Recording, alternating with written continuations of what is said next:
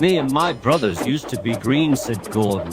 It was all very well and everything, but now I prefer my blue. It makes me different, you see. The engines on our old line used to be blue, added Donald. But Dougie and me never were though. We had to be painted black. I like my green too, said Henry. I wouldn't want to be painted red like James. People would think I was a fire engine.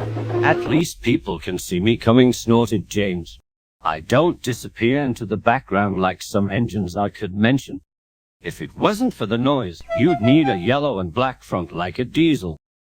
Henry's protest was drowned in the laughter of the other engines, and Henry left the station, wondering how he could pay James out.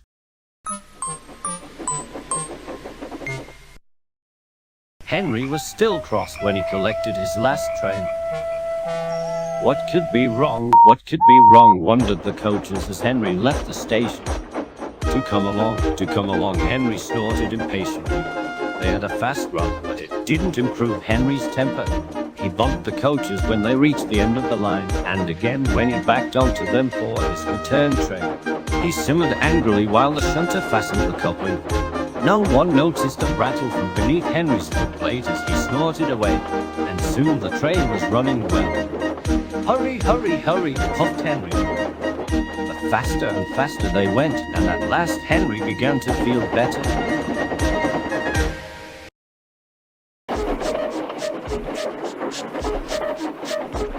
Suddenly there was a crack and then a rattle from beneath Henry's tender. Look out, screamed the fireman. He was just in time. Both men watched in horror as a widening gap opened between Henry and his tender. Henry stopped as soon as he could. The automatic brake halted his tender and the train somewhere behind. We must drop Henry's fire, said to the fireman. It would be dangerous to let him pour dry now that we can't get any more water from the tender. The driver agreed. Sorry, old boy, and just when we had it going nicely too, but if you hadn't banged around so much you wouldn't have broken your tender coupling. While the fireman dealt with Henry's fire, the driver went to call for help.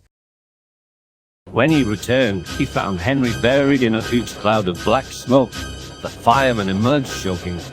Henry's fire set the sleepers alight, he said. You stay here, I'm going to phone the fire brigade. The driver eased Henry clear of the blaze.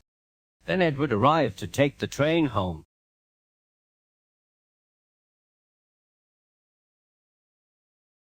Henry felt most uncomfortable.